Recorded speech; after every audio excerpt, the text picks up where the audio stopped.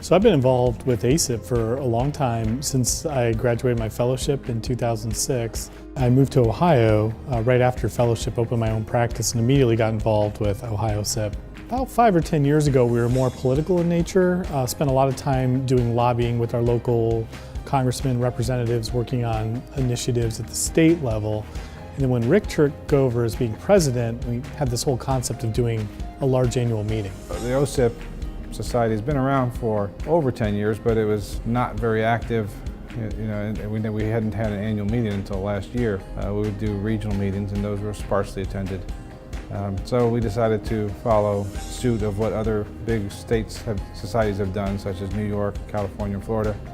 And we thought we could pull off something like that here in Ohio with a large population and large group of pain physicians in the area. A lot of the doctors know each other, so kind of makes it a nice event where we all can hang out and exchange ideas. It's important to have the opportunity to go to a local society such as the Ohio Society of Interventional Pain Physicians, and this year we're combined with the Kentucky Society of Interventional Pain Physicians to really get down into the weeds of what doctors and practice managers really need to know to be able to run their offices. With all these amazing speakers and the fact that we've had about 300 registrants so far to this meeting, the uniqueness of this is that the societies have been able to cultivate a great agenda, a great format, and bring some of the world's greatest thought leaders, contemporary thought leaders of interventional pain management all together in one space over a great weekend. We are trying to make state societies much larger and much more involved because all politics are local. State societies is really where we have the grassroots political campaigns also occurring. We get to discuss the relevant topics for all physicians who are both in academic as well as private practice.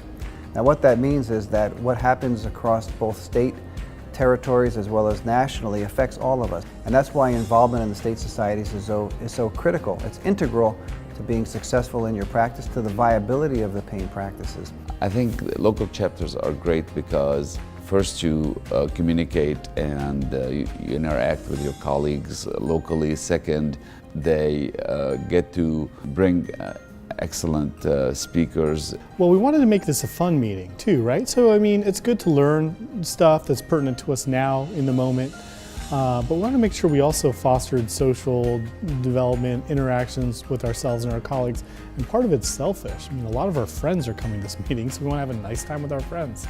So tonight, for example, we're going on a riverboat cruise.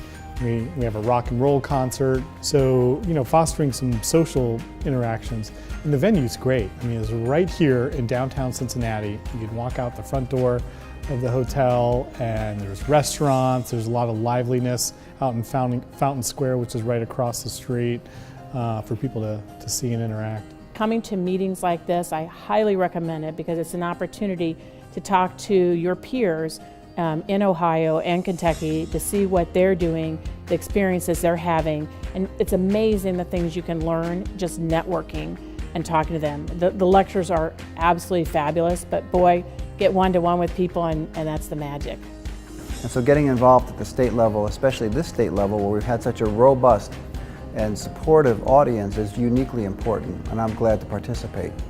If we start to see what other doctors are doing to make their practices better, and we're making an effort to get educated ourselves and learn this, we can improve care for patients. We need to educate younger people and get them involved, and the meeting offers excellent topics and excellent speakers. Well, you need the support of the state societies really for the viability of going forward and talking to politicians and talking to lawmakers and talking to insurance companies and the great consortiums that actually control the ebb and flow of the revenues for not just practicing interventional pain physicians, but for physicians of all walks of life. You could see over the past 10 years the natural evolution of society getting bigger and bigger and more powerful and growing in numbers and in venues and in events that we do. And I suspect that growth curve is going to continue for the next 5 to 10 years.